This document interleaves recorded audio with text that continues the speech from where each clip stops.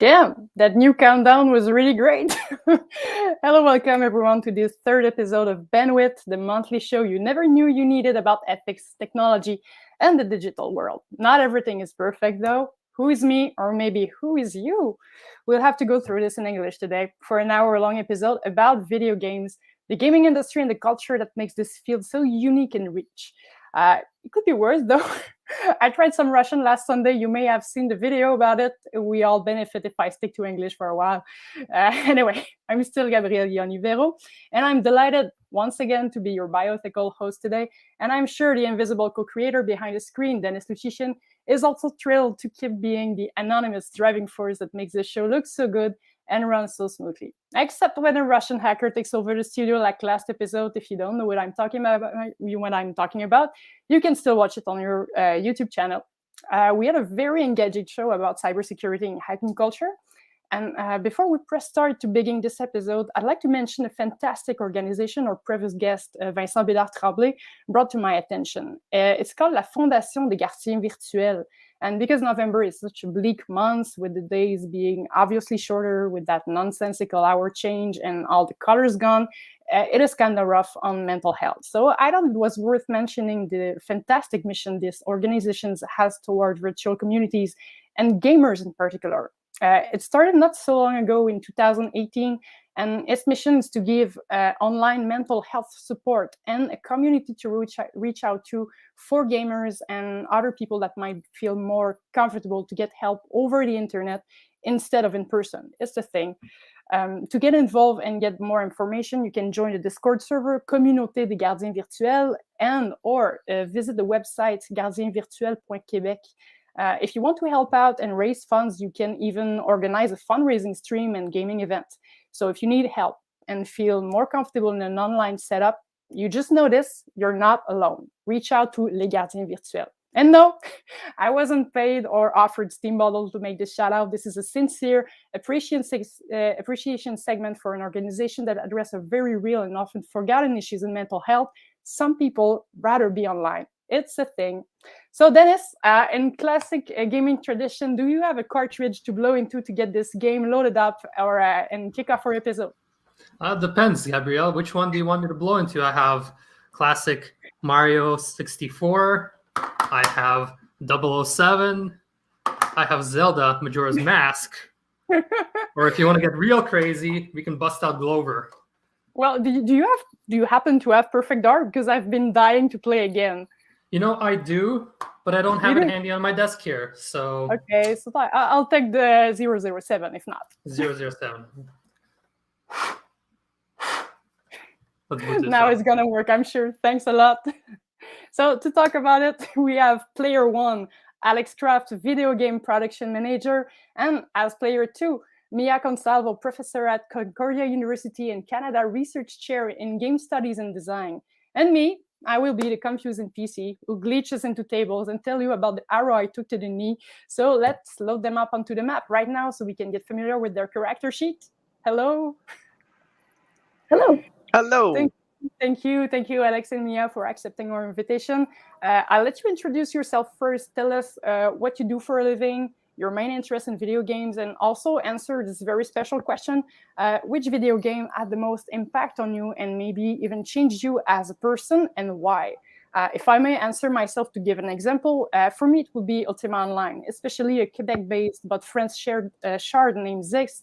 I started there when I was 12 years old. At first, it got me closer to my brother at home because he showed me the game. And after that, on my own, I met friends there that I still have to this day. And maybe one is watching right now. I know he does sometimes. So if he's there, shout out to Urkula Nurgal, who is maybe there with us.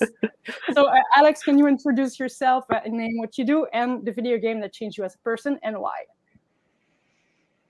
Hi, yeah, good to be here. Yeah, my name is Alex Kraft. I work in production, mainly video game production and animation.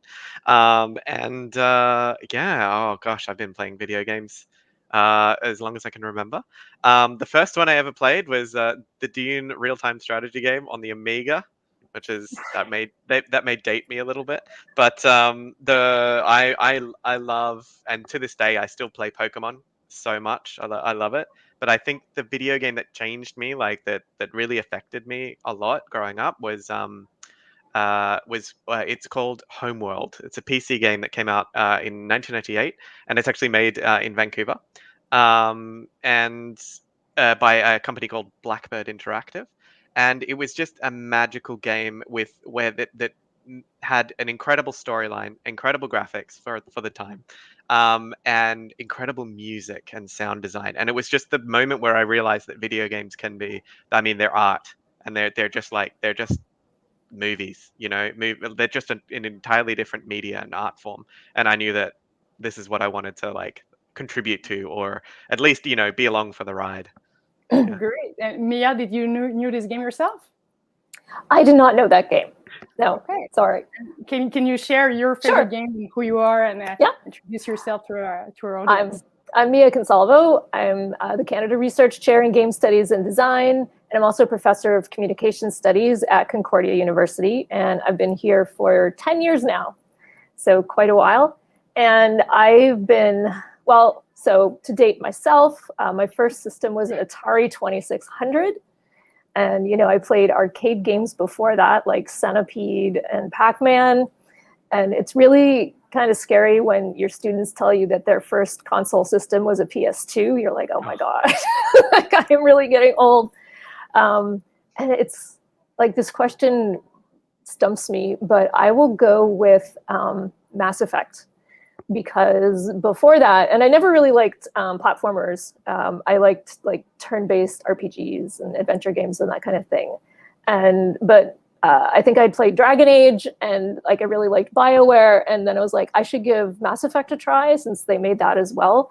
But it had sort of a little more real-time action with shooting, and like that wasn't my thing. But I was so determined. Like I was like, the story is really great, and people tell me that it's wonderful. And, it had like the ethical dilemmas and stuff. So I just kind of like gritted my teeth, and I got through the whole game, and I played all 3 in the series actually. And I was like, okay, like I've learned some new skills, and I've learned that I can do this. And, like I'm no big like first person shooter fan, but it definitely was like, okay, I can try other things and like do well at them. And like, this is really cool. I should really try that game. I keep hearing about it. So you can see that Mass Effect had an effect on you. So, I know it's bad. So talking about games, we'll start with our signature ice-breaking game called Hello World. Hello World is a game we play with our guests to put them at ease, make them think we are on a light, fun, and enjoyable show. But before we break their spirit with ethical dilemma and conflicted questions that can never be clearly answered. So, dear player, I'm gonna ask you a very simple question, and along with your answer, give us a quick explanation to justify it. No need to go into detail. 5-10 seconds stop. I'll start with Mia, then Alex, and we'll just go from one guest to another. So, Mia first. Console or PC master race? Console. I hate PC. Okay, it's been great, Mia, but I gotta go. Okay, the PS2 controller is the best controller ever. Like that's it's pretty great. Yeah. I didn't want it to drive a wedge between you at the beginning. I'm really sorry. So You've next question, Alex, we'll go with you. Xbox or PlayStation? If you say Nintendo, you're disqualified. I was gonna say I would, Nintendo first, but yeah, PlayStation, yeah. And Mia, what about you? I have both. Right now, it's the Xbox because I have that one at home, and I still can't buy the PS5. Same. Like where are they? They're yeah. Great. The bots on them. That's it. Next question, Mia. What was the first ever video game you played that you remember? Oh, it wasn't Centipede. Space Invaders. Space Invaders. Yep. Alex, what was the first ever video game you played? Asteroids on the at the arcade. Yeah. Alex, now would be the time to brag. What is your most impressive or most memorable gaming achievement? Oh my gosh. Okay, so I don't. When I used to play World of Warcraft, there was a particular mount that was it was called the Blue Azure Water Strider, and it's an incredibly grindy and incredibly like it's not hard. You just got to have discipline and just keep going on it to get it. And I have it, and I've got to say I used it for an hour and I logged off and I've never logged back on. Right, Mia, That's the your truth. your most impressive, most memorable gaming achievement. Maybe most impressive is I actually finished Myst. Without a guide? Without a guide? Oh, I used a guide. Yeah. Oh, okay. You're Yeah. human, just like us. Yeah. Cool. Yeah. Like I used hints, but even so, you're like, what? I don't. Yeah. That What's piano going on part there? without a guide? Yeah. No. Yeah. Wow. So, Mia, who is your favorite game character of all time?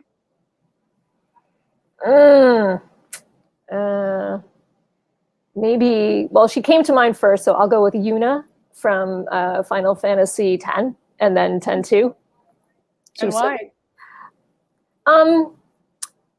Well, she's sort of presented as, like sweet and nice, but she gets all of the, the summons, like the summoning characters, and like they do battle for you. Then you have to like kill them all to release their spirits, and which is like incredibly like hard and depressing. But then she gets her own fun game where she runs around like with her girlfriends, and you get dress spheres, and like your powers are in your clothes. So I would, like everybody deserves like the light, fun adventure after saving the world.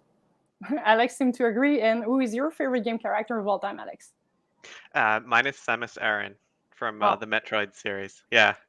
Just growing up with her and just realizing like that, like I really like the Metroid games, and then halfway through the game, you're like, oh my gosh, this is a heroine. This is amazing, and it was just so great that Nintendo like created this character that like it didn't matter, like gender did not matter at all, and it was just fantastic.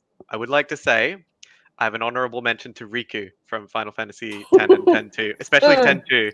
Oh, because the dress spheres, their costumes were amazing. Oh, so good. Okay, so my last question for the Hello World section is actually my favorite, and I can't wait to know what you will answer.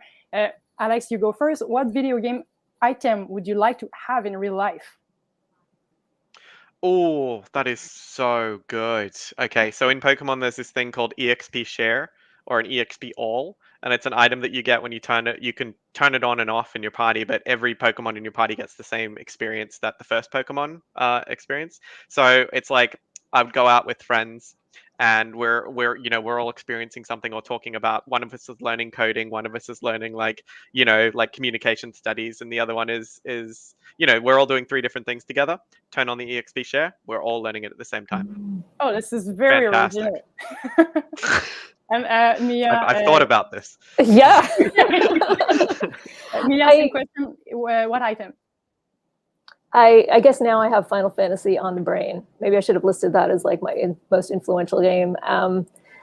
But maybe, just like, because I'm getting older, like the healing potion, like you get damaged, you get, like beat down, and, you can just drink something and you're like, poof, like you're all better.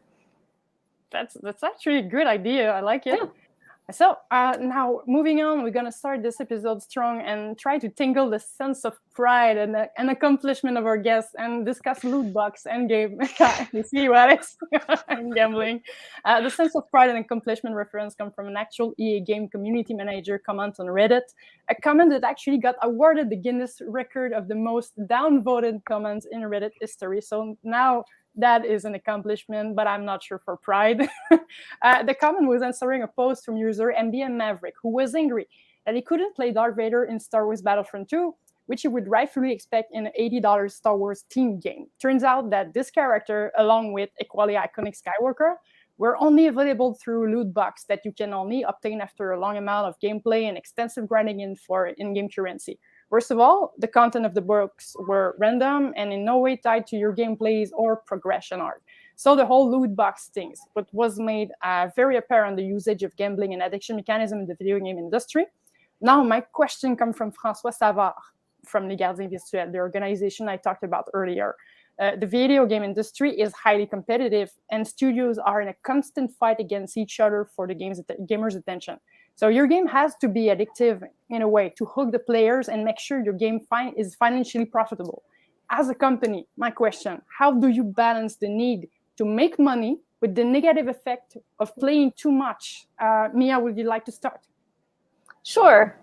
Well, I mean, I remember when World of Warcraft did this, you know, there's two approaches to it. Sort of there's like the play penalty, but then they also came up, I mean, they just flipped it and they called it a resting bonus. So if you were logged out of the game for a certain amount of time and then you came back, like you earned more XP for a period of time, right? Or like, I forget exactly how it changed. So some of it is just in how you appeal to players and think about it.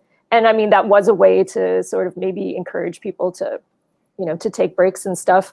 And I agree, it's a tough challenge. And I think it comes down to, I mean, like, what are the values of the company? Is it about making money, obviously you have to make money, but is that like your only consideration?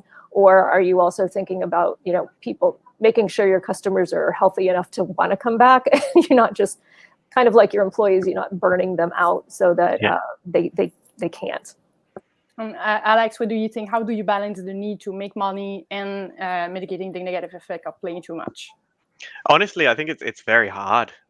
So a lot of companies these days are like moving away from that, the things that happened in the early 2010s and the late 2000s when companies started going towards like monetizing the player in every aspect that they do, and it was creating that burnout. And we saw that burnout in like the loot box explosion where every game needed to have loot boxes because it was a great way for a company to earn money and to funnel it back into games or whatever. But it was a pretty predatory way to do that. But the thing is, like, loot boxes have been in games for forever. It was only in the last like few years that they started being monetized heavily. But one company that I really like that does this sort of thing, like balances the time of the player with like earning economy and funneling that back into the studio potentially, is Digital Extremes, who are out in London, Ontario. They make a game called Warframe, and the Warframe is completely free to play, but it uses a currency that you buy called Platinum. And when you can use that Platinum to buy, there's no boosts or anything like that, but it's more for cosmetics or for Warframes and stuff, which are the main like weapon to play in the game. But each of these items and things can be gotten in the game. So it's either like and it's not like extreme amounts of hours and things like that you have to put in the game. It's a long time, but it's not like the Battlefront to 40,000 hours or whatever it was. It's you can either you pay a little bit to skip the queue and to get your items early, or you sell a bunch of stuff that you've got and maybe earn some platinum on the side and then use that platinum to buy the new thing, or just spend some time to grind for it. It's it's just giving people more time, more choices in their lives.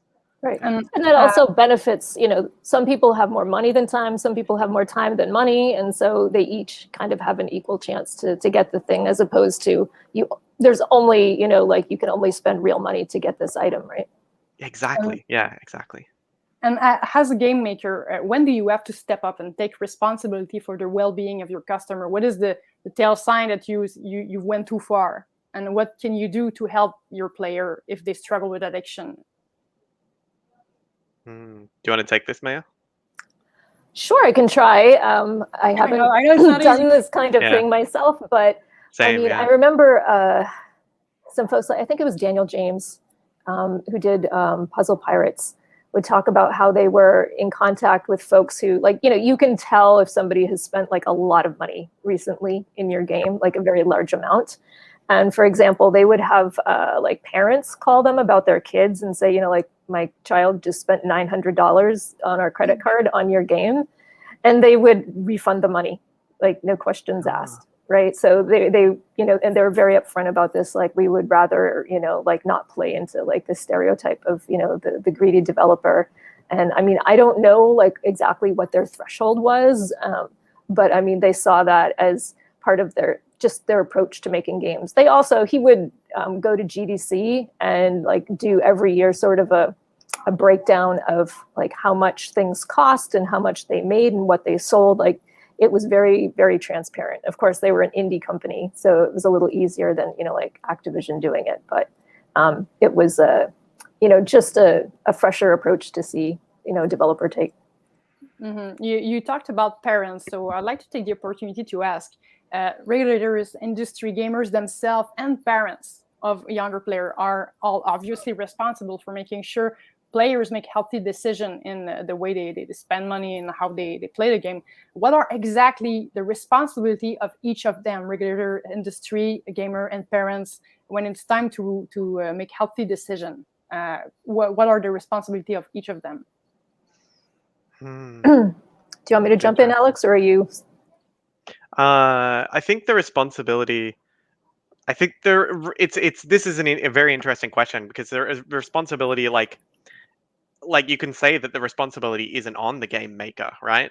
Because it's on the parents or the child to be or the player themselves to be disciplined. But then when you look at a game, and some of the mobile games are very predatory, and it's just like, is it really their responsibility for them to be falling victim to these particular hooks that have been put into the games and stuff? What do you think, Maya? Well, I was going to say, I think it's actually cultural, because a few years ago, in the before times, I got to go to China, and I gave a couple of talks. And one was at a university, and some of the students were questioning me. And, in China, the government has limited gameplay for kids. Like, at first it was an hour a day. And, they were asking me about this, like, doesn't the government need to do something about this? And I realized, like, it's a very different cultural frame, because I'm like, we have this thing called parental responsibility, right? And, the parents are responsible. And, if you think your child can handle X, they can do X, but another parent might think my child can only do Y. And I'm sure not all Chinese people agree, but there was a strong sentiment among a lot of the university students that it is the government's job to step in and say, no, this is what we value, and the government has said to companies like Tencent, they can do an hour per day and you will monitor it, and profit is not your primary motivation here. It's going to be the well-being of society and however we define it.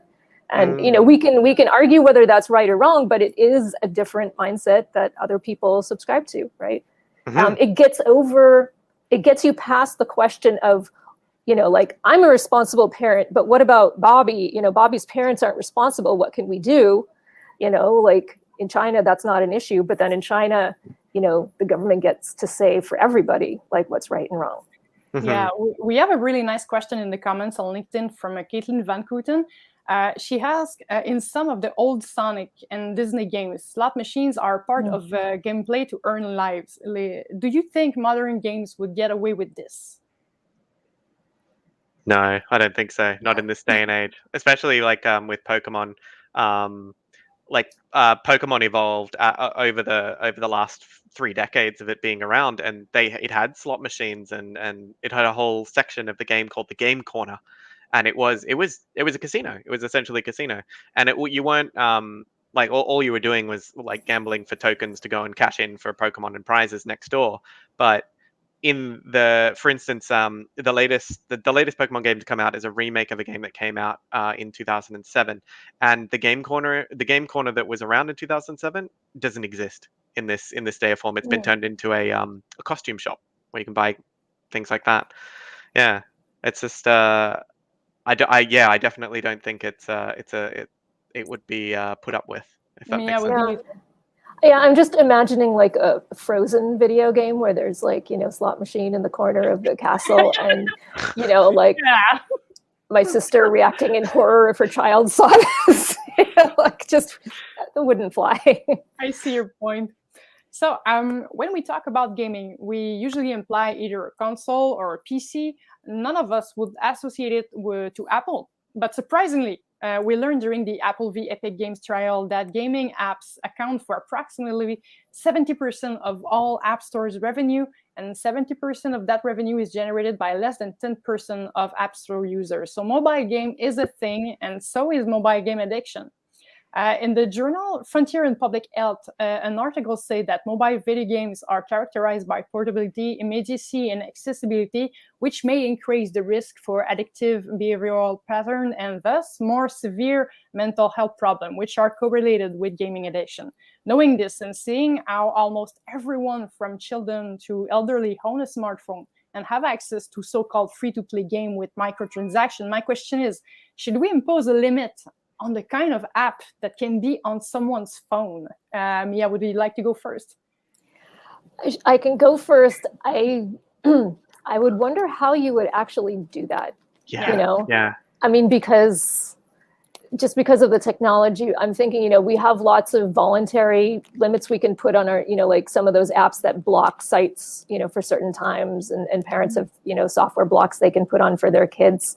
But it would be just so hard to manage. But like, I totally agree that there's a problem. During, last year, during the pandemic, I kind of had to give up Twitter because I just got, into the doom scrolling, and it just made me feel terrible. Really and you just keep going because there is no end to it, right? Like it feeds you more and more. And maybe we should limit the number of potentially addictive games or apps on a given phone. Maybe they could be, I don't know, a tag related to an app, and you cannot have more than 3. Let's say, Alex, what do you think of that? Well, the thing is with that, it comes down to definition, right? It's like how do you define how addictive an app is, or what hooks are you looking for to define that? You'd need an entire like board of people on the App Store looking for these things, or like a judiciary committee or something like that, who's looking out for these particular hooks and making sure that they're limited, and when they can go into a particular category, that the iPhone or the Android device or whatever device you have is like picking up that this app is now on your phone, and then has that tick over. And then you're trying to limit the amount of like manual like overrides the user can do as well. And then it becomes like, are we limiting people like too much? Or should there maybe go ahead, Mia. No, I was just going to say, and then like a game that might be addictive for Alex. Sorry, Alex might not be addictive for me or for you, exactly, and vice versa. I mean, it goes back to the problem of casinos. I mean, lots of people go to casinos and aren't addicted. They maybe spend a little money, they probably lose a little money, they have a good time, they leave, and that's it. It's a small percentage that have a problem. You need to figure out what to do about it. But that, we haven't, as a society, decided to ban casinos or gambling in general. And so I think, the same issue comes up with games and with phones, right? Do you think it should have an age limit on smartphone usage, or a different user profile depending on the age of the handler? Ooh. That's interesting. Yeah. So, I mean, we have that limitation on Netflix or on like, Amazon Prime, etc. Like, you can create a profile that's like kids related, and it will only show kids content. But that content that has been decided by a regulatory committee to be like ready to be put into these boxes. So. I think if something like that was going to happen, I mean, you can make kid profiles and stuff for your phone and for your kid's phone that's tethered to your phone. But if it was going to work properly, I know I said this already, but maybe we do need a better ethics board or regulatory board for deciding what mechanics in video games are predatory or adult related. So I know those last questions were borderline authoritarian for a reason, and it's to enter my next one, the infamous BandWit double standard question. So under government rules, Chinese children, we talked about it earlier, Chinese children and teenagers are forbidden from online gaming on school days and limited to 1 hour a day on weekend and holiday evening. These kinds of rules are not unlike those parents will impose on their own children by themselves. Why is it so bad if the government does it? Who wants to go first? Mia, let's go. Sure. I mean, again, it ignores the context, right? So, it's a blanket imposition. And so your straight A student who, gets all their work done and shovels the snow and is nice to their grandparents, and has an hour per day available, like they can't do it. Or, you can't even that. They can't play the games. Reward. Right. It's just one less thing that they're allowed to engage in. And I mean, if you drill down, like, let's get into special cases, like for folks who are socially isolated, this may be, one of the few ways that they can interact with other people, even, like children with like limited mobility or special needs, right? Like it's a way for them to, interact with peers if they, have trouble like going outside or moving around physically. So, I mean, it's just, it's like a hammer approach to, like what could be a very delicate problem. Alex, what do you think?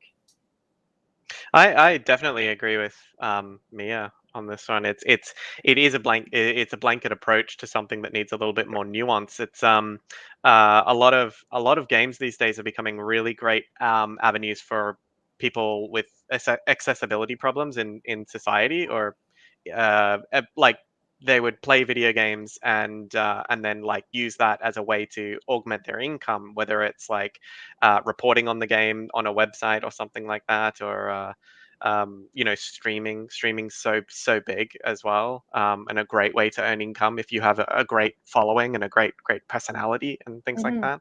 So it's just, yeah, it's a bit blunt. It's way too, yeah, sorry Mia to take your phrase, way too blanket. Like it's just it's too much. There's not enough like precision.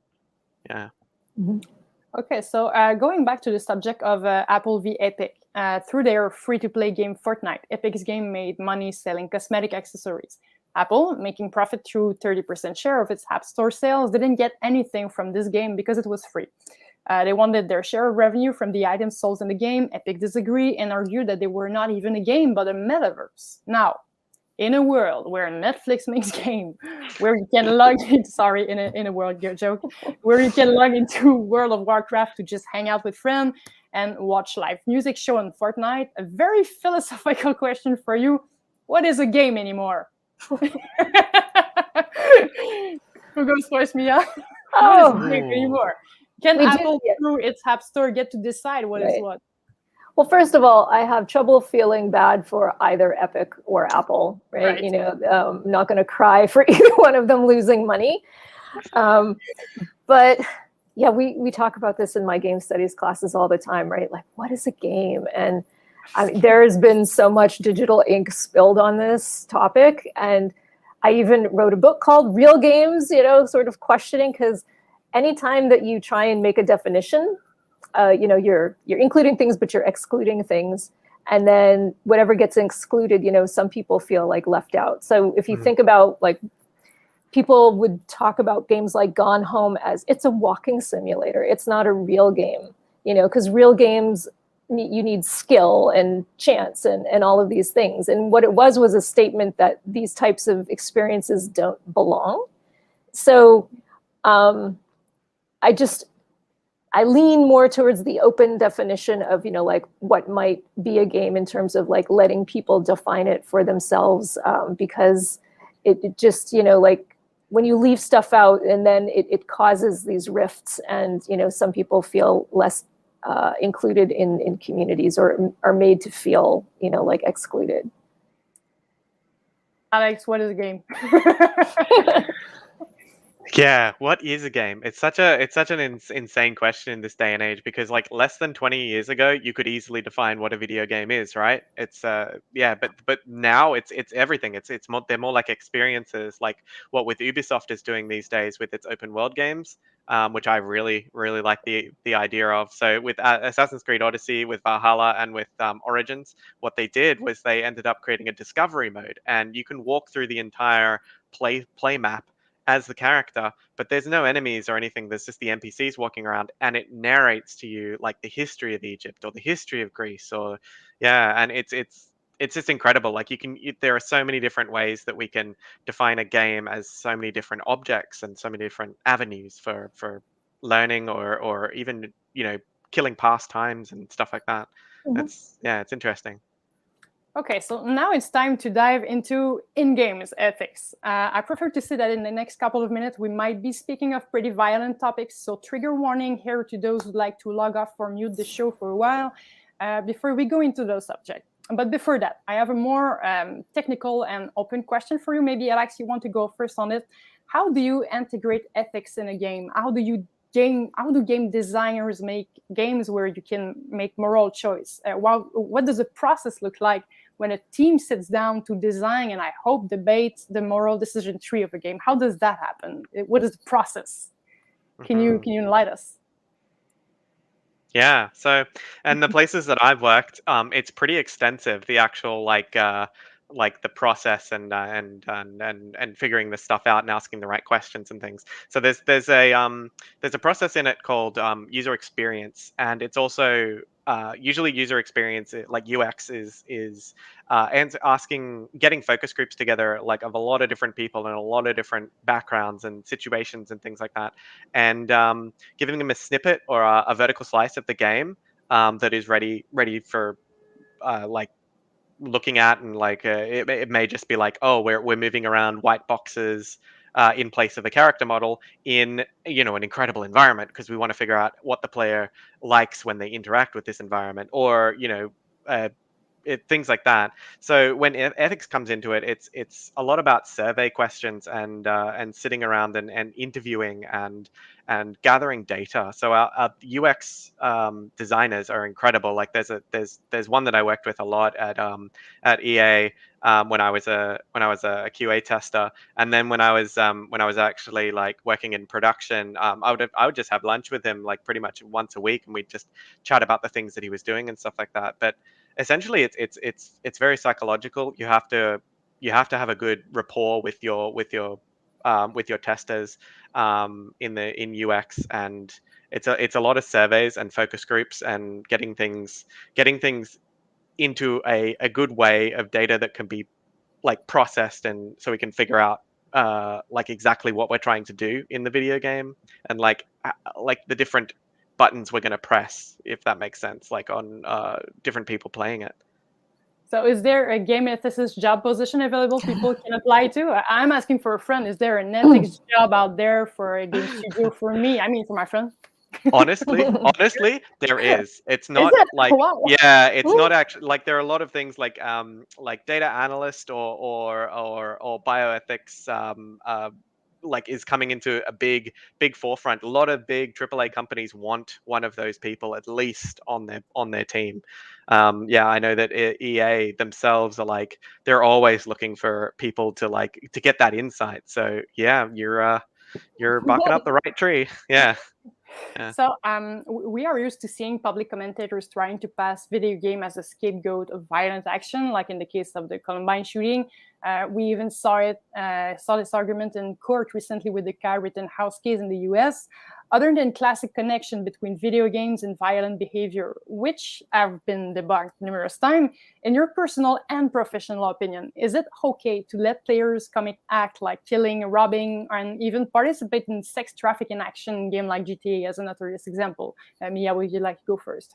Sure. Well, first of all, I would say yes. It's okay to let players do that. When I've interviewed players who enjoy games, like especially with ethical dilemmas in them, most people side on the good side. They want to be the hero, they want to be the good guy, or the star, and they have a real problem playing evil. And if they do kind of, and you say like, well, but a lot of these games still involve shooting, right? Like, so you're still shooting things, aliens or other people. And for most of them, it comes down to, is it justified in some way? If it's not justified, then they have a much harder time either doing it at all, or feeling okay about it. And I would say also that, the game is a space where, some people can't do the bad things, and then other people, they see it as kind of this place, especially if it's a single player game, where they can explore those actions and, see like what would happen. It's kind of like doing a new playthrough of Disco Elysium, and I want to be a jerk in it, and I'm practicing like mouthing off to people, which I would never do in real life. Like I always, want people to agree with me and like me and that kind of thing. And it's hard to press those buttons sometimes to choose like the nasty response. But in a way, it's like, oh, like the world didn't fall down around me because I chose that. So, it's kind of refreshing to have that space rather than, try it out on my department chair, right? Like that might not go well. Okay, and again, using GTA as an example, GTA 5 features a very graphic torture scene, but no serious public outcry happened. Then there's this game called Rape Day that has been pulled out of Steam because it allows a player to kill and rape women. Torture and rape being the most awful thing someone could possibly experience in their life. What exactly is the difference between those two games that makes one still widely played and even praised, and the other is totally canceled? So what is exactly where's the limit drawn? Alex, would you like to go into it?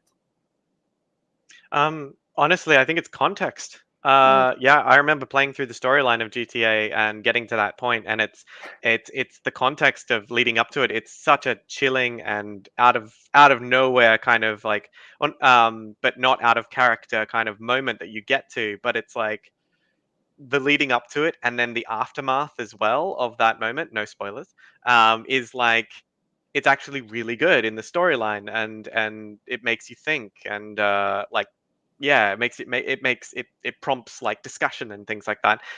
And then the other games that get pulled off Steam for these stupid things, it's just like there is no context. It's just you're doing this for the sake of doing this, and it feels more like a hate piece or a hit piece, like you're focusing, and it doesn't need to be focused. It's not like giving anything to anyone. Like you're just killing for the sake of killing, and it's very silly. Yeah. I mean, that reminds me of one of the Supreme Court justices talking, I think, about pornography and saying, like, is there any redeeming social value, right? So, like, a game like Rape Lay, like, what is the value? And, like, I can't come up with any, right? Yeah. Exactly. So we're going to linger on the subject of violence a bit again, but let's try with a different angle. VR is increasingly popular and accessible. When you play, the immersion is almost total and is more and more as the technology go. So there is a world of a difference between sitting at your desk to point and click and shoot and being physically engaged in a game, making the gesture of holding a gun, pressing a trigger, or taking a knife and stabbing an enemy.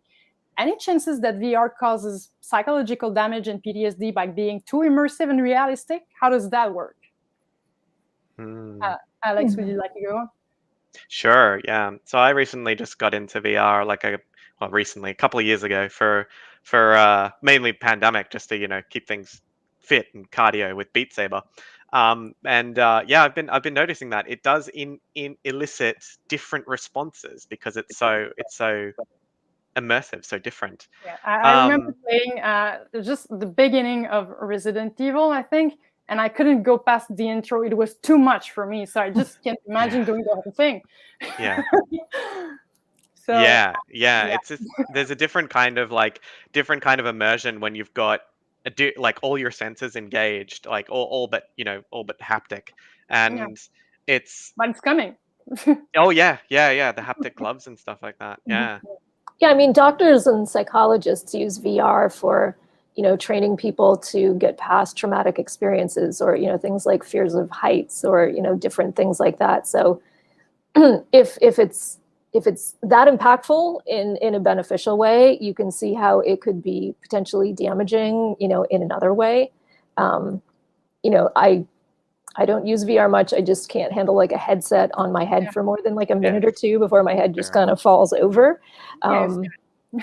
But I think it is a question that developers will need to ask themselves if they're, making content, like what is our ethical responsibility here? This is a different kind of experience than like a flat screen and, because a they can keyboard. really involve in the autonomy of the body of someone with those kind of games. So that's kind of hard. So and also, just not just that, but like if you have a multiplayer, or VR experience, there was a presentation at GDC a few years ago where some developers they played a video where they were showing a test that they did of a VR space, and they had a woman tester, and somebody had come up to her and not attacked her, but harassed her. And like this caused a huge outcry. And you're like, what are you doing? You know, like, have you heard of ethics? And, you know, this is something you really have to think about. I mean, not just developers, but with any kind of virtual space with multiple people that maybe you don't always know. How are you going to protect people from that kind of situation? Because that could be incredibly damaging. Exactly. Yeah, that's a great question. Yeah. Anime show Sword Art Online is depicting people not wanting to leave VR or not understanding the difference between an AI and a human being because it's too immersive. So with the possibility of having a whole VR life in a metaverse where stimulation is akin to one we got from the physical world, we talked about addiction earlier. So could it be a worse kind of addiction than the current form of gaming we have? Well, I think that I'm just going to say, you know, these things were put forward at the beginning of the pandemic as a way to, you know, see each other, you know, and games were suddenly a popular thing. And, you know, you had Zoom happy hours. But, you know, at the end of this, you know, I am just so happy even to just, you know, get on the metro and then, you know, be at the office. I'm like, oh, people, like, I can see the side of your head. I can see the back of your head. Like, and I mean, you might be able to do that in 3D, but I still think that there's a tangibility that you can't quite compensate for. Like maybe we will use these technologies more, but there's still, you know, it's still not entirely the same. Alex? I think that I think Maya's definitely right. There is a subset of people though that do that have gotten through this pandemic by just existing in like VR chat or have used the ability to augment their life with VR to wean their way back into society. So I was talking to a friend the other day, and the way that they were like, you know, lockdown is finished and we're all, you know, we're going back to our new normal and that kind of thing. And they were actually like pretty anxious. Like him and his partner were like very anxious about doing it because it's, you know, COVID and like how do I be a human again? That kind of thing. So what they did was they got a bunch of friends with their Oculuses, with their VR headsets, and they all sat around and just went to a bar and like had drinks. But they were all there together, and it was just a really interesting way to like wean yourself back into like social interactions and stuff. So it's That's yeah, cool. it's very interesting. Yeah, I thought that was great. Yeah. We live in a fantastic era, really. So wow, we have really gone deep with this question. It was kind of heavy. So like Mario, we are nearly out of coins, and we got a surface to catch our breath. So let's take a little break and play another game. So yeah, you got this. So we're going to ask you a couple of questions to test your nerdiness. So let's find out, are you a real gamer or awesome audience? That goes for you too. You can answer and leave your answer in the comment. See if you can out-gamer or expert. Dennis, let's begin.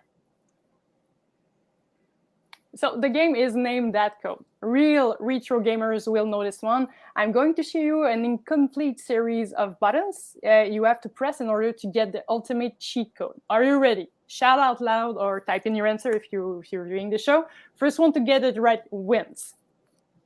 Konami code. Konami code. Oh, man. Wow. I knew before she said it. Yes, I know. I knew it was coming now up. you have to finish it. What are the last two buttons? I'll say one and you say the other, okay, Mia? Dennis. So we can, yeah.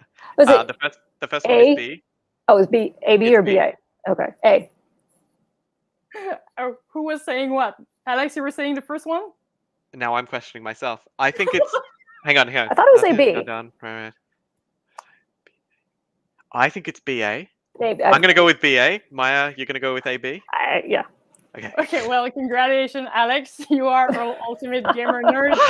And a special shout out to our audience. I don't know if that was accurate in the comment, but thanks for participating for that little game we made for you. So, I think it's amazing that we knew it was coming before it happened, Maya. Instant. You're both winner, I think.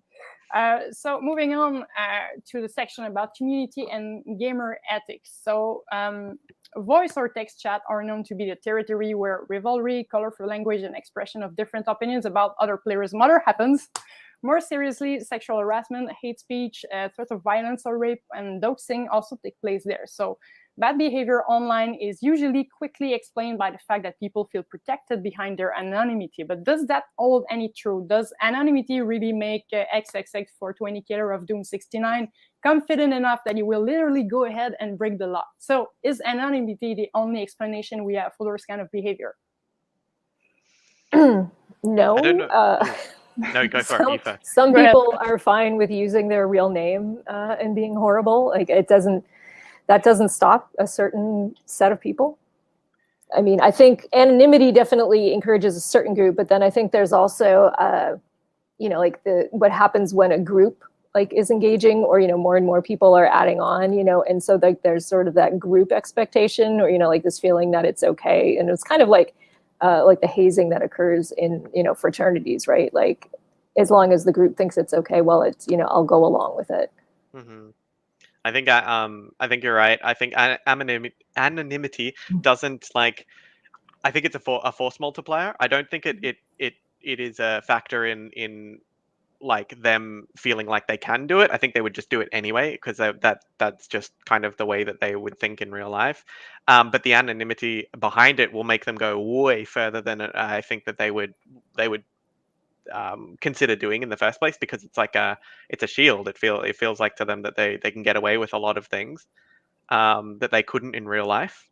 But yeah, that's what I think. And do you think that to this day, a video game developer invests enough in moderating the environment they create? Is it, well, what is the key here? Oh, I don't think so. Yeah.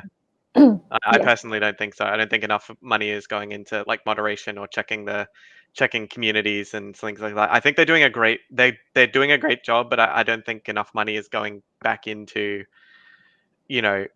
keeping in touch with their audience and keeping in touch with their players and making sure that their players aren't being harassed and things like that. Like for instance, something that's been coming up recently is like there's a huge explosion of players in Final Fantasy 14 when they're coming over from the WoW refugees coming over from all the Blizzard stuff that's happening, not just with the company but with the actual game itself. Like WoW isn't doing so great, and it's in a bit of a paradigm shift at the moment. But what has happened is a lot of people have been in Final Fantasy 14 have been circumventing the way that they can get reported for following people around and stuff like that. So what you can do is if you're harassing someone, you can just you can change your name and you can block these people. But the thing is that the friends list is not two ways. It's like a one-way thing. So you can add someone and they can add you, but they can remove you, but you've still got them and you can still see them. Then the only way to get past that is by paying real money to change your name. And but even when you change your name, there's a social network connected to the game called the Lodestone. And if that person has your Lodestone link, if they've gone that far to like look you up online and they have that link will update with your new name, and they can just find you again. So it's something that the developers are like scrambling to, like, because they've just discovered that people are using this loophole, and I'm not sure their response has been quite, accepted so far. That they're not quite pivoting as fast as they can to, yeah. This is very worrying. Mia would like to add something to that. Sure. Yeah, I would also say that. I mean, I'm sure it varies by game studio, but the folks who are sort of on the front line in the studio, like the community managers and the moderators, I mean, basically their whole job is to like wade through a lot of the filth. And I mean, this isn't just unique to games. So I mean, like Facebook, and Twitter, like they have the human, reviewers as well. And I mean, these folks are kind of being, like traumatized on a regular basis. I mean, it's an incredibly high stress position. And, like, I doubt that they're all being, like adequately compensated, that they're adequately trained, that they have the skills and resources available. And I mean, that can lead to a lot of burnout and turnover. And then you have folks who are constantly, like new and or cycling through, who may not be able to do the job as effectively, and then, reducing the ability of, like the game to, like respond to these problems as well. And so, that shows up when the players say like, oh, I filed a report and nothing happened. and then the companies can say, like, last year reports went down, and you're like, yeah, I think it's because they just don't think anything's going to happen. So why would they continue to file the reports? So that's another area where, the companies need to, really take responsibility for, like, how are we, protecting not just the players, but also, our managers and moderators for doing this kind of thing. That was a surprisingly really heavy episode. So thank you so much for your answers. And now moving on, remember the hello game at the beginning. Well, we're not done having fun yet because we're moving on to the conclusion with the antagonistic game, Goodbye Cruel World. So I'm going to twist it a bit today. I'm not asking questions. I'm going to make a controversial statement to really grind your gears and spark a reaction out of you. Give me that reaction and tell me why I'm right or wrong. So just go ahead. So time is running out and you will have to give only short answers. So you have to treat it like a life or death situation. So short answer only. My first controversial statement: online friends are not real friends. Am I right? Bullshit. No. Yeah. Excuse me. Okay. Second one. Video game studio are usually healthy and safe place to work at. Ha ha ha. That's my answer. Getting better. All right. Getting better. Alex, thank you so much for that nuance. Isn't it great that so many games are free to play? Yeah. No. Is it really? Are they really free? So, okay, next I'll one. DM you later, Mia. Yeah. So, esport is a real sport and it should be part of the Olympics. Yeah. Yeah, nice. Okay, I like this. Gaming is only for children and teenagers. No. I knew it. Get out of here. Oh, I like this one. Take your time. Video game will never be a high art form. That's a hard question, but yeah, no, definitely. Yes. I mean, they're a high art form right now. Yeah, I would have said that. Yeah. You would say No, that too? Yeah. Fantastic. Well, you did great. So this will conclude our third episode. We hope you enjoyed it. I know I did, but it was heavier than I thought it would go. So I want to thank our wonderful guests, Mia Consalvo and Alex Croft. It was an absolute pleasure. Mia, anything you'd like to tell our viewer before leaving? No, I think I'm good. I'm questioned out. All right. And Alex, and for you, anything you'd like to say before logging off? I'll just do the production thing. Thank you so much, Gabrielle and Dennis in the background for all of this. Yeah, and Mia. Yeah, it was great to meet you and great to sling questions by you. And I'm glad we had so much in common, like so many. Ooh. Yes, because it sounds like we need to argue about some things after this. So yes. Well, thank you so much to both of you, and that's it for me. So for me too. So thanks everyone for choosing us to receive your attention today in this world of constant nudges and notification. You know the drill. Follow and like our LinkedIn and Facebook pages. Subscribe to a YouTube channel. Blah blah blah. And if you do, I guarantee you really get that sense of pride and accomplishment. So don't forget to keep the discussion alive in the comments. Let us know what you thought of the show, what topics you would like us to cover. Thanks to Obvia, especially the Ethics, Governance, and Democracy Access and les Fonds de Recherche du Québec for making this show possible. And in our next episode, we'll talk about the music industry and the pressure digital tech put on it. So, and finally, I want to take you to Dennis Luchishin, the game master behind the show. Come on screen, Dennis. I'd love to hear what you thought of the episode, you gamers. Hey, Gabrielle. Hi, everybody. That was a great episode. It's so interesting to see all the different opinions. And I honestly am surprised just by how dark it kind of got for a little while. That was very heavy. Honestly, I didn't expect it. It's just violence and just addiction. It was really, really intense subject. And I feel we can do another episode on this. Maybe next season, if we have one, that would be great, right? Absolutely. I still have my friends messaging me, asking very philosophical questions. And I'm like, you know what? We have no time. So we're going to have an episode, a part 2 about video games. 100%. And we're definitely going to keep this alive in the comments through the whole December with all the snippets we're going to post. So that's it for us. And our final words to you are GG Nori. And mine are, who's road up? Yeah.